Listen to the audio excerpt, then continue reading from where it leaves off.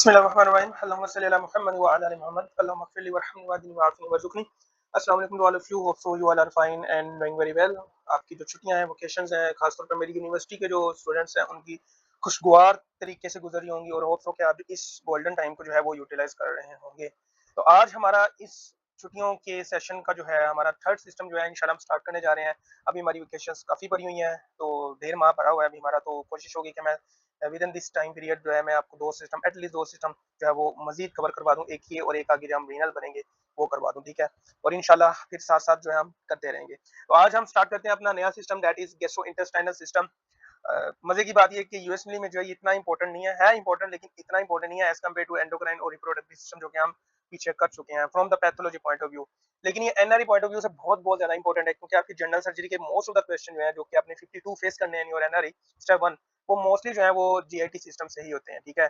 तो general surgery उसको consider हम करते हैं, उसमें एब्डोमेन का सारा हिस्सा आ जाता है। तो कोशिश मेरी ये होगी कि आपको जहां जहां सर्जरी का एमसीक्यूज आए तो इसी सिस्टम में मैं वो भी आपको जो है वो करवा दूं, ठीक है। तो सबसे पहले तो हमने आज पढ़ना है एम्ब्रियोलॉजी। तो व्हाट इज जीएटी एम्ब्रियोलॉजी, ठीक है। तो जीएटी एम्ब्रियोलॉजी में आप सबको पता होना चाहिए कि फोरगट क्या होता है, मिडगट क्या होता है और हाइंडगट क्या होता है। तो फोरगट जो है, ठीक है, ये है मिडगट। हम पहले दोनों को लिख रहे हैं, हाइंडगट को हम बाद में लिखेंगे, ठीक है। फोरगट जो है बेसिकली ये आपका स्टार्ट होता है from the oesophagus to duodenum, ठीक है। लेकिन ये ड्यूडेनम का सारा पार्ट नहीं, ठीक है। ये जो अपर पार्ट है ना, जहां पर पेंक्रियाटिक डक्ट और कॉमन बाइल डक्ट इंसर्ट होती हैं at a water of ampulla जिसको हम कहते हैं, उससे ऊपर ऊपर तक के पार्ट तक का जो हिस्सा है टिल एसोफेगस, वो जो है फोरगट कंसीडर होता है, ठीक है। उसके बाद आ जाओ तो मिडगट। तो मिडगट जो है वो lower duodenum to the proximal 2/3 of the transverse colon, ठीक है, 2/3 of the transverse colon, this is your transverse colon। And ये आपका ट्रांसवर्स कोलोन है, ये आपका डिसेंडिंग है, ये आपका असेंडिंग है। वो कहता है 2/3 of the transfer colon, like इतना जो है हिस्सा, इससे पीछे पीछे का जितना भी हिस्सा है स्मॉल इंटेस्टाइन इंक्लूड है, from the lower duodenum to the 2/3 of the transverse colon, this is the part of midgut, ठीक है। और ये मिडगट जो है आगे हम इसकी जो है स्पेशल एम्ब्रियोलॉजिकल कंजेनिटल मॉलफॉर्मेशंस देखेंगे या डिफॉर्मिटीज देखेंगे कि इसमें जो है मिडगट इन्वॉल्व होता है, ठीक है। उसके बाद आ जाओ तो हाइंडगट।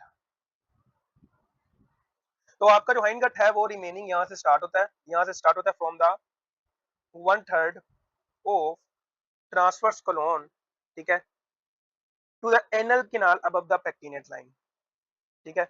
अब ये जो है आपकी एनल कैनाल है, ठीक है, और यहाँ पर पेक्टिनेट लाइन होती है, ठीक है। पेक्टिनेट लाइन बेसिकली हम यूज करते हैं to differentiate the internal haemorrhage from the external haemorrhage, और इसके और भी काफी एनाटॉमिकल लैंडमार्क्स होते हैं, इसको हम यूज करते हैं। तो ये जो हिस्सा है इधर तक का, इसको हम कहते हैं, ये ओरिजिनेट होता है फ्रॉम द हाइंडगट, ठीक है। अब इन तीनों पार्ट्स जो है, फोरगट हो गया, मिडगट हो गया, हाइंडगट हो गया, आपने सिर्फ कॉमन सेंस की बात है, आपने सिर्फ एक मरतबा देख लेना, आपको पूरी जिंदगी के लिए पता लग जाएगा कि which structure originate from the foregut, which are from the midgut and which are from the hindgut. लेकिन जो मिडगट है, आपने इसके बारे में एक बात याद रखनी है, what is that, that is physiological rotation, ठीक है, फिजियोलॉजिकल रोटेशन। तो व्हाट इज फिजियोलॉजिकल रोटेशन? तो फिजियोलॉजिकल रोटेशन से मुराद ये है कि आप ड्यूरिंग द एम्ब्रियोनिक डेवलपमेंट आपके जो मिड कट के स्ट्रक्चर्स हैं, like from the duodenum till the 2/3 of the transverse colon, इस एरिया में जो जो भी चीज आ रही है, इंटेस्टाइन ही आ रही है या लार्ज इंटेस्टाइन का पार्ट आ रहा है, ठीक है, इनकी फिजियोलॉजिकल रोटेशन होती है at 6 week of the development, at 6 week of development, ठीक है। अब ये जो फिजियोलॉजिकल रोटेशन है, for example this is, let me draw with a clear image, ठीक है। अब ये फिजियोलॉजिकल रोटेशन है, ठीक है, like this is your intestine position in physiological rotation. अब इसकी ये नॉर्मल पोजीशन नहीं है, अब इसने अपनी नॉर्मल पोजीशन पर आना है, ठीक है। तो दैट इसकी जो नॉर्मल पोजीशन है, लाइक ये ड्यूडेनम है, ठीक है, तो ड्यूडेनम की जो नॉर्मल पोजीशन है फ्रॉम द सेकंड पार्ट, ये इस तरह से हो जाती है, ठीक है। यू कैन से, मैंने सिर्फ एक कंसेप्ट बता रहा हूं आपको। तो ये जो फिजियोलॉजिकल रोटेशन है, ये रिटर्न होती है बाय 10th वीक, ठीक है। अगर ये 10th वीक के बाद या 10th वीक के दौरान ये फिजियोलॉजिकल रोटेशन ना हो तो that will leads to some congenital defect, ठीक है।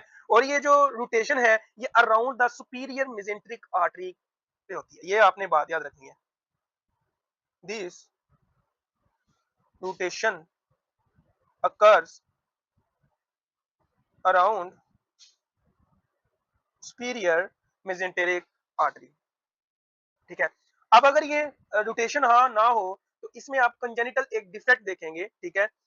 हम उसको कहते हैं ओम्फेलोसील, ठीक है। ओम्फेलोसील एंड गैस्ट्रोसिकिसिस जो है ये दोनों डिफरेंट हैं, लेकिन जो फिजियोलॉजिकल रोटेशन की एब्नॉर्मल फिजियोलॉजिकल रोटेशन होती है या failure to return the abdominal organs by 10th week, that is called abnormal physiological rotation, ठीक है। फिर ये पैथोलॉजिकल रोटेशन कंसीडर होगी। तो इसकी जो क्लासिकल एग्जांपल है वो है ओम्फेलोसील,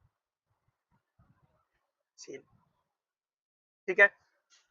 अब ये हर चीज मैं इस तरह से आपको बता रहा हूँ क्योंकि ये बहुत इंपॉर्टेंट है। मैंने आपको बताया कि ये जो रोटेशन है ये around the superior mesenteric artery होती है। अब यहाँ पर एक केस आता है, a neonate present with the bilious vomiting, neonate है प्रेजेंट विद बिलियस वोमिटिंग। अब बिलियस वोमिटिंग के साथ आपने ये आपने क्या कहते हैं कि कंफ्यूज नहीं हो जाना कि आया कि ये ड्यूडेनल एट्रेसिया तो नहीं है, ठीक है, आया ये कुछ और तो नहीं है। देखो जो मिड गट है वो कहाँ से स्टार्ट हो रहा है, ठीक है, वो स्टार्ट हो रहा है from the second part of duodenum where the water below the water ampulla, ठीक है। अब वो एरिया इन्वॉल्व नहीं है, ठीक है। तो जब फिजियोलॉजिकल रोटेशन के दौरान होगा क्या कि जब ये सुपीरियर मेसेंट्रिक आर्टरी के दौरान के अराउंड जो रोटेट करेगी, अब ये जब ये रोटेट नहीं कर पाएगी तो ये जो आपका कोई भी इंटेस्टाइनल पार्ट है ना ये आर्टरी उसको ऑब्जर्व कर देगी, ऑब्स्ट्रक्ट कर देगी, ठीक है। तो वो कंडीशन कहलाएगी वॉल्वुलस, ठीक है। तो वो डायलेट हो जाता है।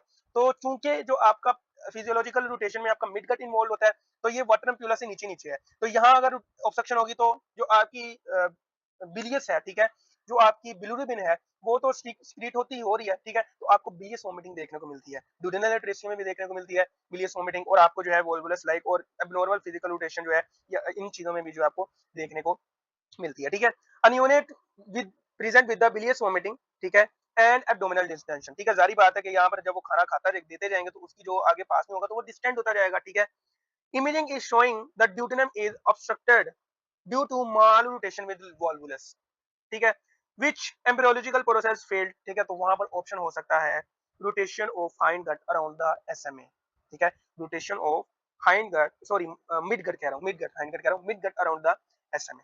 तो इस तरह से आपको पूछ सकते हैं। इसलिए यार यूएसएमएल में एवरीथिंग जो एक एक लाइन की ना वो भी इंपॉर्टेंट है, वो कहीं से भी उठा के आपसे पूछ सकते हैं ऑप्शन में कि भाई बताओ क्या हो सकता है क्या नहीं। और पैथोलॉजिकल में आपको वो नहीं, आपने डायग्नोज नहीं करना होता, आपने आपसे वो पूछते हैं, आपकी वो कंसेप्ट चेक करते हैं कि आया कि इस बंदे को इस चीज की पैथो पता है या नहीं।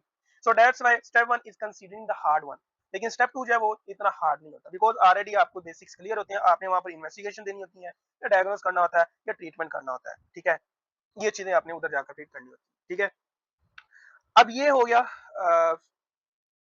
नॉर्मल गैसो इंटेस्टाइनल एम्ब्रियोलॉजी, फोरगट से क्या ओरिजिनेट होता है, मिडगट से, हाइंडगट से क्या होता है, फिजियोलॉजिकल हर्निएशन के बारे में भी हमने पढ़ लिया, एक्सेट्रा एक्सेट्रा। अब एक चीज बात आपने याद रखनी है, हेडजहॉग सिग्नलिंग पाथवे, ठीक है। What is hedgehog signalling pathway? Hedgehog signalling pathway, ज्यादा नहीं बोलूंगा मैं इसके बारे में, सिर्फ इतना याद रख लो कि ये ऐसा पाथवे आपकी जीन्स में जो है, या यू कैन से कि ये सोनिक हेडजहॉग प्रोटीन सीक्रेट करते हैं, सोनिक हेडजहॉग प्रोटीन्स। और ये जो प्रोटीन है ये सिक्रीट करता है कौन? नोटोकॉड। और इस चीज का रोल किसमें होता है? इस चीज का रोल इसमें होता है कि आपकी जो बॉडी के जनरल स्ट्रक्चरिंग है ना ये उसको शेप देता है। That is enough for hedgehog signalling pathway, ठीक है, helps in structuring the body shape, ठीक है। इसके बाद एक और पाथवे है जिसको हम कहते हैं homeobox gene pathway, homeobox gene, ठीक है। अब इसमें जो दो काफी तरह के होते हैं, होक्स ए जीन होता है, होक्स बी जीन होता है, होक्स सी जीन होता है, होक्स डी जीन होता है। अब इनमें से जो आपने बात याद रखनी है, if there is a mutation in homeobox gene, ठीक है, अगर इसमें म्यूटेशन इन जीन्स में अगर म्यूटेशन हो जाए तो इस जीन का मेन नॉर्मली काम क्या है कि ये बॉडी के जो पार्ट्स है ना, नॉर्मली उनकी जो पोजीशन है उनको उधर जाकर जो है उनकी वहां पर प्रोलिफरेशन करवाता है या वहां पर उनकी जो है उनको बनाता है। लाइक अगर मेरा हार्ट जो है वो राइट साइड पर है, सॉरी लेफ्ट साइड पर, जो उसकी नॉर्मल पोजीशन है, दैट इज नॉर्मल पोजीशन। और अगर वो राइट साइड पर हो जाएगा, जिसको हम डेक्स्ट्रोकार्डिया कहते हैं, तो that means there is a mutation in homeobox gene, so that's why these has abnormality in the genes, जिसकी वजह से जो है वो डेक्स्ट्रोकार्डिया हो गया। नॉट ओनली ऑर्गन्स, आपके हाथ भी जो है उनका भी डिफेक्ट हो सकता है, ठीक है, लिम्ब डिफेक्ट हो सकता है, आपके जो हाथ है या आपकी फिंगर्स हैं तो कई जगह प्लेस हो सकती हैं आपकी बॉडीज पर, ठीक है, एक्स्ट्रा फिंगर्स हो सकती हैं आपकी, ठीक है, और आपके एक्स्ट्रा टोज हो सकते हैं। तो ये जो है होमबॉक्स जीन की सारी सारी कहानियां। ये फर्स्ट एड में नहीं दिया हुआ आपको जीआईटी में, लेकिन जीआईटी में खुद भी नहीं किया था मैंने, लेकिन दैट इज इंपॉर्टेंट, बहुत इंपॉर्टेंट, ठीक है। अब आ जाओ कि हमें एम्ब्रियोलॉजी में जो है कौन सी डिफेक्ट देखने को मिलती है इन पेशेंट्स, जो इन जो नियोनेट्स होते हैं उनमें। तो सबसे पहले तो वेंट्रल वॉल डिफेक्ट,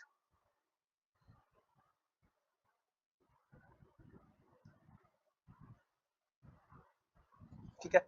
तो वेंट्रल वॉल डिफेक्ट जो है ये दो तरह के हो सकते हैं या तीन तरह के हो सकते हैं। The first one is rostral fold layer, ठीक है। एक हो सकता है lateral fold layer, lateral fold layer, ठीक है, और एक हो सकता है कॉर्डल फॉल्ट लेयर। अब ये तीन जो है, तीनों है, तीनों जो है वो डिफरेंट तरह के कंजेनिटल एब्नॉर्मलिटीज। रोस्टल मेन आपकी जो चेस्ट का एरिया है वो इन्वॉल्व है, ठीक है। इसमें आपको जो है स्टर्नल डिफेक्ट देखने को मिलते हैं, एक्टोपिक कॉर्डिस देखने को मिलता है, ectopic heart placed outside of your sternum, ठीक है, या जो आपकी जो कैविटी है उसके बाहर, ठीक है, इसको हम एक्टोपिक कॉर्डिस कहते हैं। एक्टोपिक मीन एब्नॉर्मल, ठीक है, abnormal position of the heart, ठीक है, आउटसाइड द स्टर्नम जो है ये आपको देखने को मिलता है। लेटरल फॉल्ट कलियर में जो है आपको देखने को मिलते हैं ओम्फेलोसील, ठीक है, और मोस्ट इंपोर्टेंटली जो है गैस्ट्रो स्किसिस, ठीक है।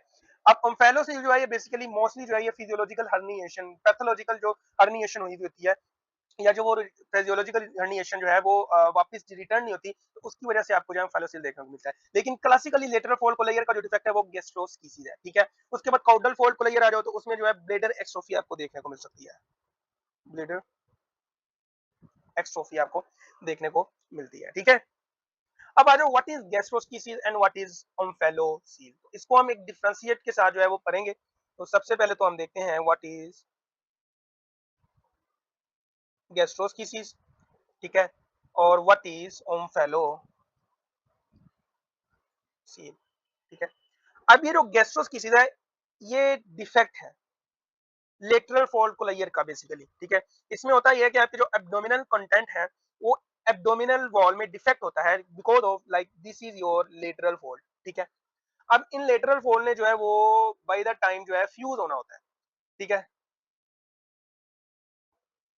This is your lateral fold, ठीक है। अब जब ये फ्यूज हो जाएंगे तो ये आपकी एब्डोमिनल वॉल बना लेंगे, ठीक है, इस तरह, ठीक है। लेकिन जब ये फ्यूज नहीं होंगे तो ये एक डिफेक्ट ओपन रह जाएगा, इससे आपकी जो इंटेस्टाइन है वो प्रोट्रूड हो सकती है। तो extrusion of abdominal content through abdominal wall defect that is called gastroschisis. क्योंकि ये वॉल डिफेक्ट है तो ये जो है आपका कवर नहीं होता, विदाउट एनी मेम्ब्रेन होता है, और आपके जो ऑर्गन है वो विजिबल होते हैं विदाउट एनी कवरिंग, ठीक है। तो यहाँ पर एक बार या लिख लो कि not covered by any peritoneum, ठीक है। दूसरी तरफ व्हाट इज ओम्फेलोसील, तो ओम्फेलोसील जो है वो herniation of the abdominal content. देखो आपको इस वर्ड से पता चल गया कि ये जो ओम्फेलोसील है ये बेसिकली हर्निएटेड जो फिजियोलॉजिकल हर्निएशन होती है ना, जिसने 10th वीक के बाद जो है या ड्यूरिंग द 10th वीक जो है उसने वापस अपनी नॉर्मल जगह पर जाना होता है वो नहीं जा पाती, तो उसका जो डिफेक्ट आपको देखने को मिलता है वो that is omphalocele, the herniation of the abdominal content through umbilicus, ठीक है। तो अगर अम्बिलिकस के थ्रू एक आपकी जो एब्डोमिनल कंटेंट है वो बाहर आ रहा है तो दैट मींस कि उसके इर्द गिर्द एक कवरिंग होगी, ठीक है, and that's why the omphalocele है that is covered by peritoneum and amnion, covered by peritoneum and amnion, ठीक है। दूसरी बात, gastroschisis is not associated with any chromosomal abnormalities, ठीक है। तो नो क्रोमोसोमल एबनॉर्मेलिटीज, ठीक है। लेकिन ओम्फेलोसील जो है ये एसोसिएट होता है with trisomy 30 and the 18, 13 and 18। 18 को हम जो है कहते हैं पटाओ सिंड्रोम, ठीक है। 18 को हम कहते हैं एडवर्ड सिंड्रोम, और एक और होती है 21 जो कि मशहूर है, दैट इज डाउन सिंड्रोम। और इन ट्राइसोमीज को याद रखने का जो है वो एक निमोनिक है कि आप 13 में जो आपकी जो 13 पर जो है प्यूबर्टी होती है, पी से प्यूबर्टी, पी से पुटाउ सिंड्रोम।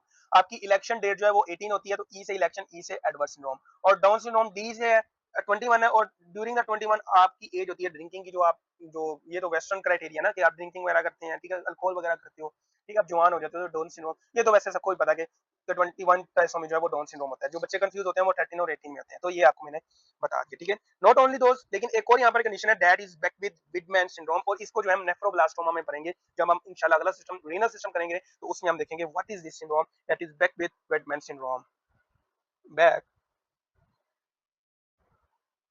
विद मैन सिंड्रोम, ठीक है।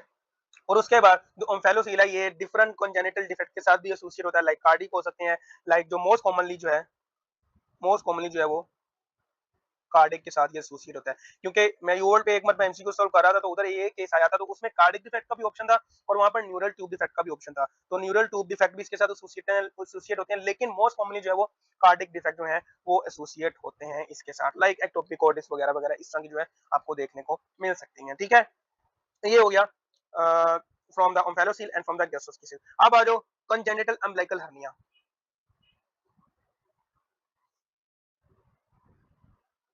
कंजेनिटल अम्बिलिकल हर्निया, ठीक है। What is this mean?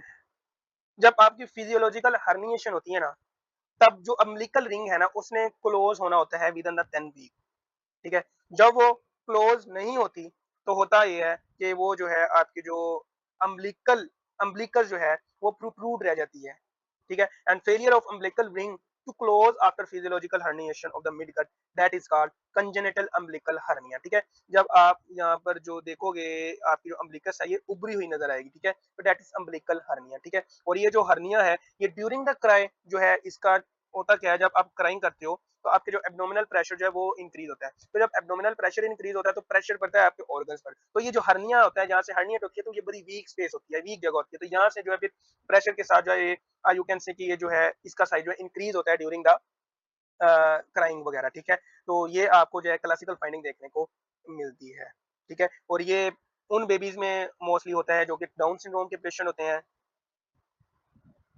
या कंजेनिटल हाइपोथायराइडिज्म हो सकती है उन पेशेंट को, कंजेनिटल हाइपोथायराइडिज्म जिसको हम क्रिटिनिज्म भी कहते हैं, ठीक है। तो ये सारा कंजेनिटल अम्बिलिकल हर्निया के बारे में था। अब यहाँ पर एनआरई का एक एमसीक्यूज आया था इससे रिलेटेड, लेकिन वो सर्जरी से रिलेटेड था, पीडियाट्रिक पोर्शन जो है सर्जरी का उससे रिलेटेड था। जारी बात है ये बेबीज में होता है तो पीडियाट्रिक ही कंसीडर होगा।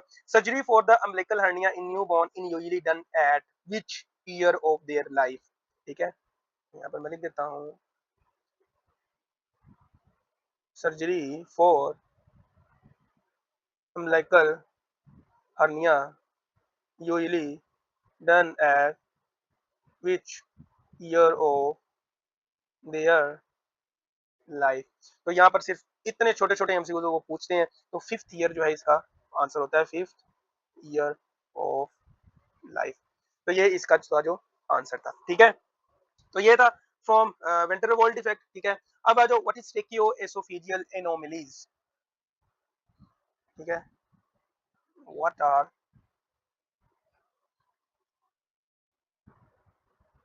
ट्रेकियो एसोफेजियल एनोमलीज, ठीक है। अब ये जो ट्रेको एसोफेजियल एनोमलीज होती हैं इनका मकसद, like late me draw, here is your trachea, ठीक है। और ये साथ ही जो है आपका एसोफेगस है, ठीक है, जिसने जो है आगे स्टोमक में जाना है, ठीक है। अब ये ट्रेकियो एसोफेजियल एनोमली दैट मींस कि इसमें जो है ट्रेकिया भी इन्वॉल्व होता है और इसमें एसोफेगस भी इन्वॉल्व होता है, ठीक है। या खाली एसोफेगस इन्वॉल्व हो सकता है, या ये जो है एसोफेगस की एनोमली के साथ जो है आपका ट्रेकिया भी इन्वॉल्व होता है, ठीक है। अब ये जो एसोफेजियल, इसमें जो है दो तरह की हमने कंडीशन पढ़नी है। The first one is oesophageal atresia and the second one is tracheo oesophageal fistula. ठीक है, अब ये जो एसोफेजियल एट्रेसिया होता है ना, ठीक है, that is pure kind of atresia. ठीक है, like this is your trachea. ठीक है, और ये जो है आपका जो एट्रेसिया होता है, और ये जो है आपका जो है स्टोमक होता है, और एसोफेगस जो है वो एंड ही नहीं हो रहा होता इन द स्टोमक। ठीक है, तो ये जो है खाली प्योर एसोफेजियल एट्रेसिया है, ये वाली कंडीशन जो है। इसमें आप जब बेबी खाता है तो पास नहीं हो पाता कुछ भी। ठीक है, और चूंकि इसका फिस्टूला भी नहीं है, इसकी जो एबनॉर्मल कनेक्शन भी नहीं है विद ट्रेकिया, तो दैट मींस कि ये जो है स्टोमक में जो है आपको गैस नहीं देखने को मिलती। ठीक है, तो ये आपको ट्रेकियो सॉरी एसोफेजियल एट्रेसिया में देखने को मिलता है। लेकिन ट्रेको एसोफेजियल फिस्टूला जो है something very different from the oesophageal atresia. ठीक है, और मोस्ट कॉमन जो है ये ट्रेको एसोफेजियल फिस्टूला ही है, एंड दैट इज अबाउट 85%। ठीक है, और ये जो पेशेंट होते हैं ये मोस्टली जो है पॉलीहाइड्रोमिनोस के साथ जो है प्रेजेंट करते हैं ड्यूरिंग द प्रेगनेंसी। पॉलीहाइड्रोमिनोस क्यों? Let me draw, this is your trachea. ठीक है, अब यहाँ पर जो है एट्रेसिया हुआ है, लेकिन एसोफेगस का जो लोअर एंड है वो ट्रेकिया के साथ फिस्टूला बना रहा है। ठीक है, अब होता ही है कि आप सबको पता है कि बेबीज का जो ब्लड सर्कुलेशन है ड्यूरिंग द फीटल लाइफ वो आ रहा होता है मदर से। ठीक है, तो वो जो ब्लड है वो जाकर उनकी किडनीज भी फंक्शनल हो जाती हैं, तो जो किडनी है वो यूरन बनाती है। ठीक है, तो यूरन जो है वो बनता तो जाता है, लेकिन जो बेबी है वो स्वेलो नहीं कर पाता। ठीक है, बिकॉज ऑफ यहाँ पर तो एट्रेसिया आगे जाने का रास्ता नहीं है, तो यहाँ पर फ्लूइड एक्युमुलेट हो जाएगा, तो एक्युमुलेट होने के बाद जो है वो भी जो है बाहर जाकर आपकी जो ये स्पेस है एमनियोटिक कैविटी है वहां पर एक्युमुलेट होना शुरू हो जाएगा। तो किडनी तो बनाती जाएंगी यूरन, तो क्या वो स्वेलो करता जाएगा? नहीं करेगा। तो जब वो स्वेलो नहीं करेगा तो जो कंडीशन हमें देखने को मिलती है during the pregnancy, that is polyhydramnios. ठीक है, और जब ये बच्चे पैदा हो जाते हैं तो इनमें खास तरह की सिम्टम्स होती हैं, लाइक आपको जो है न्यूनेटल ड्रूल देखने को मिलता है। न्यूनेटल ड्रूल जिसको हम कहते हैं राल टपकना। ठीक है, जो राल टपक रही होती है ना, बच्चे आपने देखे होंगे कई सारे कि उनके जो साइड से जो लिप के साइड से जो वो सलाइवा निकल रहा होता है उसको हम राल टपकना कहते हैं, दैट इज न्यूनेटल ड्रूल। ठीक है, उसके बाद चोक देखने को मिलता है। ठीक है, और आपको vomit with first feeding, that is classical keyword. ठीक है, देखो ना यहाँ पर एट्रेसिया हुआ है, तो बच्चा जब फीड करेगा वो आगे नहीं जा पाएगा, तो वो during the feeding first feeding वो वोमिट कर देगा। ठीक है, उसके बाद हम बेबी इसका जो क्लिनिकल फाइंडिंग्स हैं वो हमने देखनी कि क्या हो सकती हैं, लेकिन अब इसको हमने कंसीडर तो कर लिया कि that is a case of tracheoesophageal fistula. अब हमने इसको कंफर्म कैसे करना है, तो क्लिनिकल टेस्ट होता है जिसमें हम एनजी ट्यूब पास करते हैं। ठीक है, लेकिन जो एनजी ट्यूब है this is your oesophageal atresia, और ये यहाँ पर जाकर स्टक हो जाती है, आप जब प्रेशर लगाते हो तो ये कवर्ड होना यहाँ पर शुरू हो जाती है। ठीक है, और ये जो है स्टोमक को रीच नहीं कर पाती because of there is closure of that part, तो ये आगे नहीं जा पाएगी। तो ये clinical test to confirm the tracheoesophageal fistula. ठीक है, अब आ जाओ इसकी टाइप्स। ठीक है, नॉर्मली आपको मैंने बता दिया कि होता क्या है। नॉर्मली जो है आपका जो है ये ट्रेकिया है। ठीक है, और ये आपका जो है एसोफेगस है, और एसोफेगस में जो है वो नॉर्मली छोटा सा एक एयर बबल होता है, बिकॉज जब आप खाते हो तो आपकी एयर जो है ट्रेकिया में तो जाती जाती है, लेकिन एसोफेगस के अंदर भी जाती है, तो आपको छोटा सा बबल जो है फंडस पर जो है नजर आता है। ठीक है, अब आ जाओ कि होता क्या है। This is your trachea and this is your oesophagus. ठीक है, लेकिन दैट इज नॉट एट्रेसिया। ये आप सबको पता है कि एट्रेसिया क्या होता है कि रिकनलाइजेशन के वक्त के दौरान जो है वो रिकनलाइजेशन नहीं होती। ठीक है, तो जो एक पार्ट है वो बिल्कुल ही फ्यूज हो जाता है। ठीक है, इसको हम एट्रेजिया कहते हैं, लेकिन यहाँ पर जो है पार्ट बना हुआ है लेकिन यहाँ पर नैरोइंग है, इसको हम स्टीनोसिस कहते हैं। ठीक है, इसको हम प्योर एसोफेजियल एट्रेसिया भी कह सकते हैं। ठीक है, अगर तो बिल्कुल ही ब्लॉकिंग होगी तो फिर ये एट्रेसिया कंसीडर होगा। ठीक है, और अगर ये ना हुई तो फिर ये हम इसको स्टीनोसिस कहेंगे। ठीक है, और इन पेशेंट में जो हमें गैसलेस स्टोमक देखने को मिलता है, बिकॉज जो है खाना भी नहीं जा रहा, तो फिर आपको जो यहाँ पर जो गैस बबल है वो भी देखने को नहीं मिलेगा। ठीक है, उसके बाद आ जाओ प्योर ट्रेको एसोफेजियल फिस्टुला।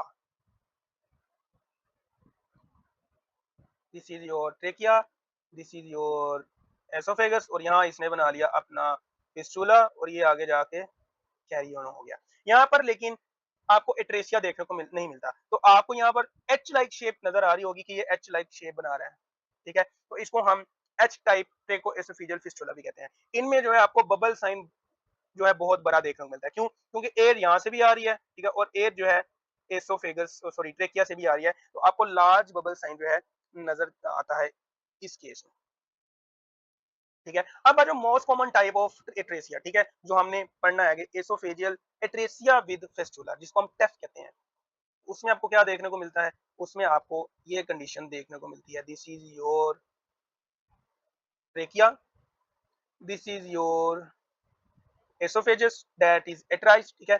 और यहाँ पर जो है आपका एबनॉर्मल कनेक्शन होता है with trachea to the distal oesophagus. Proximal atresia इसको कहते हैं, प्रोक्सिमल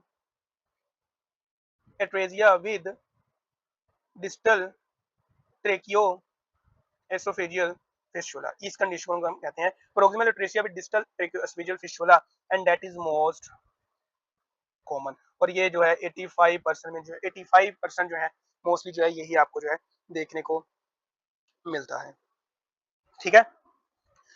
उसके बाद अब ये जो ट्रेकोएसोफेजियल कंडीशंस हैं, ये एक खास तरह की कंडीशन के साथ एसोसिएट होती हैं, जिसको हम कहते हैं वेक्टरल एसोसिएशन, VACTERL,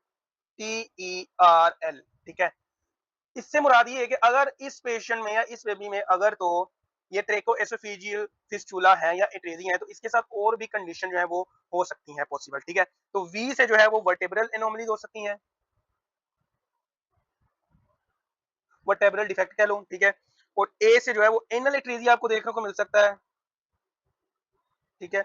उसके बाद सी से कार्डियोवास्कुलर एनोमलीज, सीवीएस एनोमलीज, ठीक है। उसके बाद टी से जो है ट्रेकियो एसोफेजियल फिस्टुला, ये आपने देख लिया, TEF, ठीक है।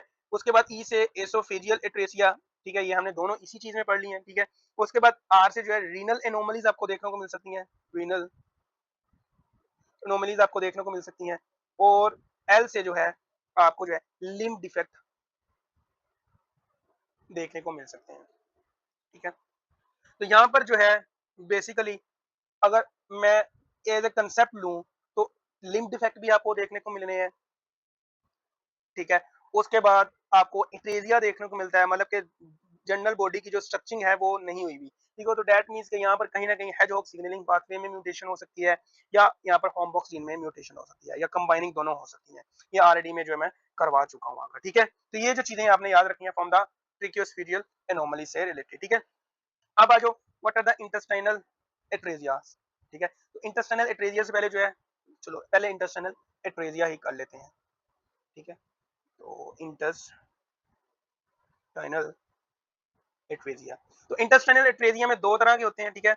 अब ये जो पेशेंट है present with the bilious vomiting and abdominal distension within first 1 to 2 days of life, presents with bilious vomiting within 1 to 2 days of life, ठीक है। अब इनमें दो कंडीशन आ जाती हैं, the first one is the duodenal atresia, ठीक है। और सेकंड वन जो है वो जेजुनल एंड इलियल एट्रेजिया। तो सबसे पहले हम ड्यूडेनल एट्रेजिया के बारे में पढ़ेंगे। अब ये जो ड्यूडेनल एट्रेजिया जो है ये क्यों होता है? Because of there is failure to recanalise, ठीक है। आपकी जो बॉडी होती है ना, आपके जब ल्यूमन बन रहा होता है, होता क्या है कि दिस इज योर ल्यूमन, ये ल्यूमन जो है बेसिकली क्लोज होता है जब बन जाता है एक मरतबा, ठीक है। अब इसकी जो है ड्यूरिंग द विटल लाइफ इसकी जो है फिजियोलॉजिकल अपोप्टोसिस करवानी होती है, प्रोग्राम सेल डेथ करवानी होती है, ठीक है।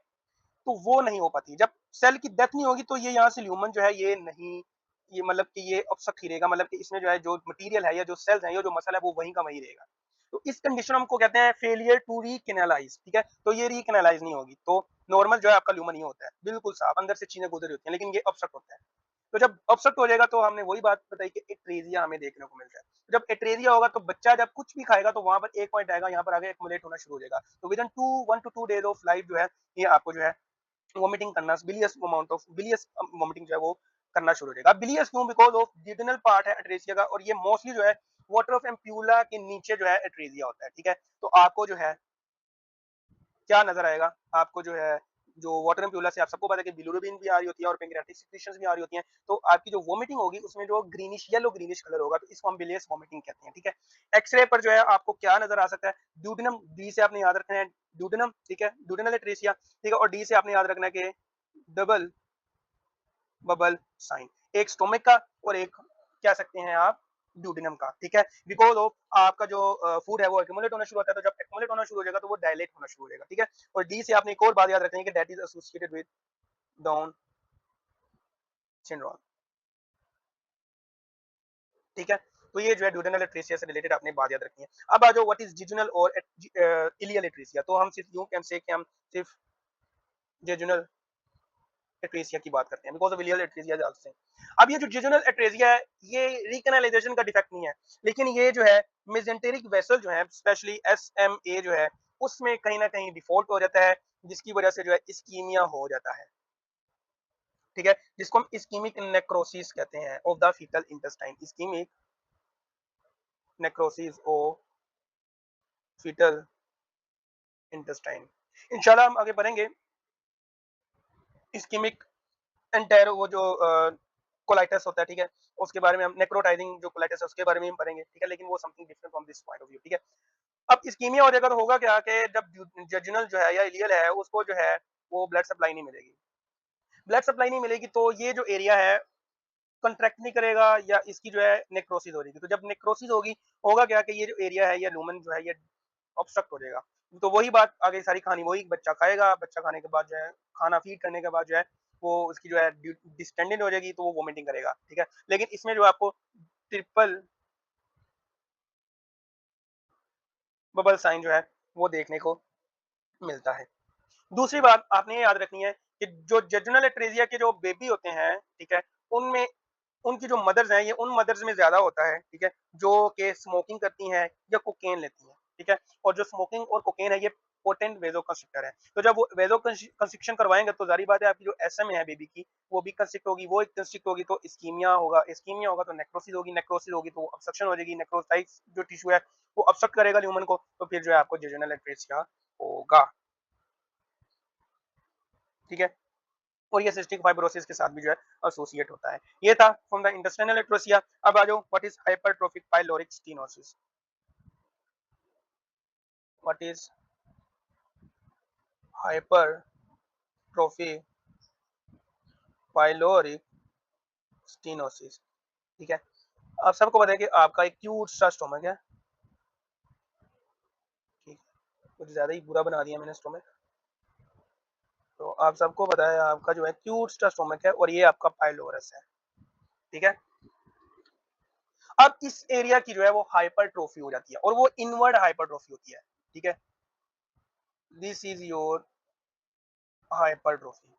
ठीक है, तो जब हाइपरट्रोफी हो जाएगी हो किसके लिए, पाइलोरी की, तो ये पाइलोरस है। ठीक है, तो जब हाइपरट्रोफी हो जाएगी लेकिन थोड़ा सा एरिया तो रहेगा ना, तो इसको हम स्टीनोसिस कहते हैं। ठीक है, तो that's why we call it hypertrophic pyloric stenosis. ठीक है, तो ये जो है most common cause of gastric outlet obstruction in infants. ठीक है, और इन पेशेंट में जो आपको palpable olive like mass feel होता है जब आप एपिगैस्ट्रिक रीजन में जो है पाल्पेट करते हो इन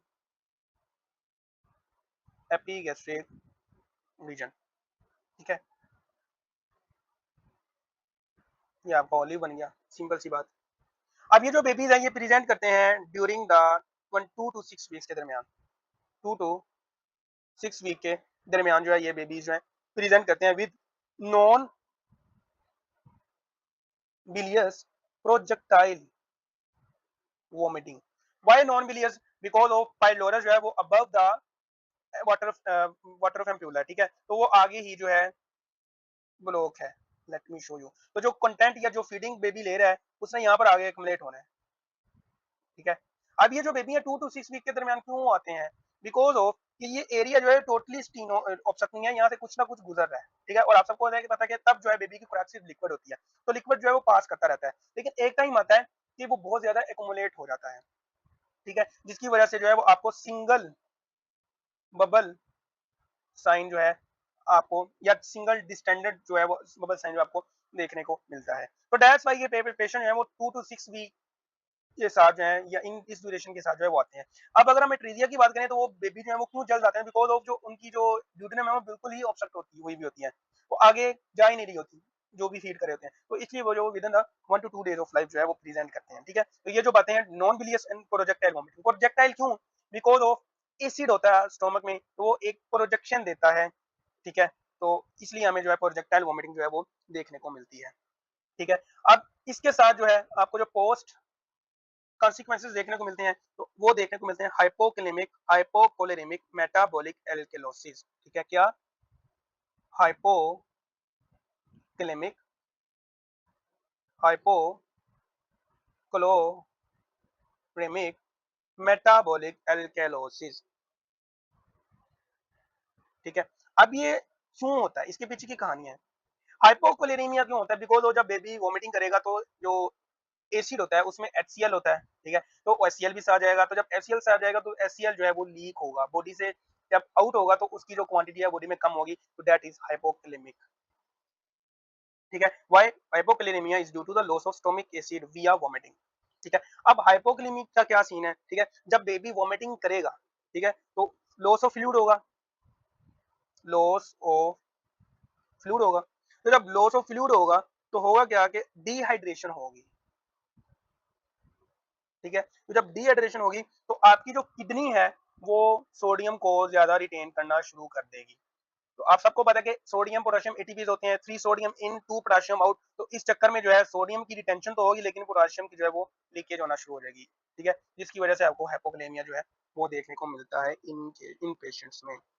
ठीक है, तो जब हाइपोकैलेमिया हो जाएगा तो that will lead to alkalosis and that is metabolic alkalosis। ठीक है, हमेशा बात याद रखिए कि जहां कहीं भी हाइपरकैलेमिया का वर्ड आए that will lead to the metabolic acidosis, hypokalemia का वर्ड आ रहे तो that will lead to the metabolic alkalosis। ठीक है, तो ये जो बात है आपने याद रखनी है। ठीक है, अब आ जाओ पेंक्रियाज एंड स्प्लीन जो है उसकी एम्ब्रियोलॉजी से रिलेटेड। ठीक है, अच्छा यहाँ पर मैंने आपको ट्रीटमेंट नहीं बताया इसका, हाइपरट्रोफिक पाइलोरिक स्टेनोसिस, इसका जो ट्रीटमेंट है ये पाइलोरोमायोटोमी है, और ये सर्जरी का क्वेश्चन है, पाइलोरोमायोटोमी, और ये एनआरई में आ चुका है कि what is the treatment for pyloric hypertrophic pyloric stenosis, pyloromyotomy. और अगर इसका हम स्पेसिफिक एक नाम ले तो इसका एक स्पेसिफिक नाम है, दैट इज नेम रैमस्टेड ऑपरेशन। ठीक है, रैमस्टेड ऑपरेशन, इसको हम पाइलोरोमायोटोमी कहते हैं। ठीक है, तो ये जो है आपने बात नहीं बोलनी, तो ये एनआरई के एमसीक्यूज भी है पास्ट। अब आ जाओ what is pancreas and spleen embryology. तो आपका जो पेंक्रियाज है, ठीक है, ये दो बड से ओरिजिनेट होता है, और ये जो बड है ना ये एंडोडर्मल आउटग्रोथ ऑफ द ड्यूडिनम्स होती है। ठीक है, develops from endodermal outgrowth of from duodenum. अब ये वेंट्रल बड्स भी होते हैं। ठीक है, और ये जो है डोर्सल बड भी होता है। ठीक है, अब ये जो वेंट्रल पेंक्रियाटिक बड है that gives rise to uncinate process. ठीक है, ठीक है, और ये जो डोर्सल प्लस वेंट्रल जो है that will give rise to pancreatic head and main pancreatic duct, pancreatic head and pancreatic duct.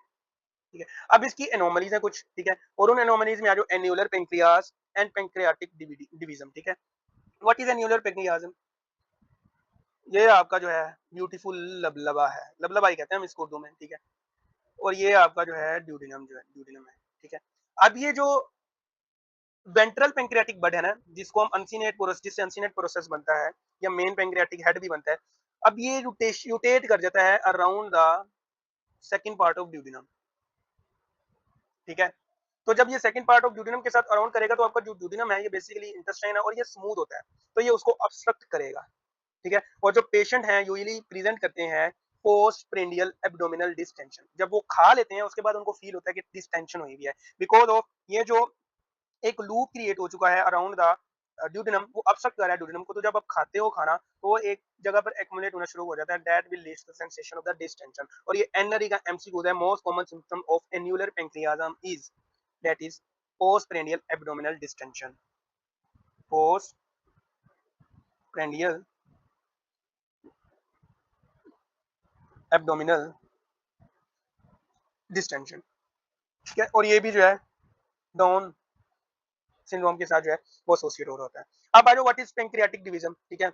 अब इसमें होता है कि ये आपका ड्यूडेनम है, ऊपर बताया क्या आया कि ड्यूडेनम से जो है ventral and dorsal endodermal outgrowth होती है, like this is your ventral outgrowth and this is your dorsal, ठीक है। अब इन्होंने जो है बाय 7th वीक जो है वो फ्यूज होना होता है आपस में, लेकिन किसी वजह से जो है ये फ्यूज नहीं हो पाते। होता क्या है कि आपका आधा पेंक्रियाज जो है वो ड्यूडेनम के लेफ्ट पर होता है, मोस्ट ऑफ द, ठीक है, और जो आपका अनसीनेट प्रोसेस जो है वो आपका जो है ड्यूडेनम के राइट पर होता है। इसको हम कहते हैं पेंक्रियाटिक डिवीजन, ठीक है। इसके मोस्टली जो पेशेंट जो है वो मोस्टली क्या, हर पेशेंट जो है इसका जो है वो क्या कहते हैं कि एसिम्प्टोमेटिक होता है, लेकिन इन फ्यूचर जो है ये पेंक्रियाटाइटिस करवा सकता है, ठीक है, और may cause chronic pain in some patients, ठीक है। तो ये था सारी कहानी, ठीक है। तो अब आ जाओ स्प्लीन, तो जो स्प्लीन है that is arise from the mesentery of the stomach, ठीक है। स्प्लीन जो है वो वाहद ऑर्गन है जो कि मेसोडर्मल इन ओरिजिन है बट हैज फॉरगट सप्लाई, ठीक है। इसकी फॉरगट की सप्लाई होती है फ्रॉम द सीलियक ट्रंक, तो that is all from the embryology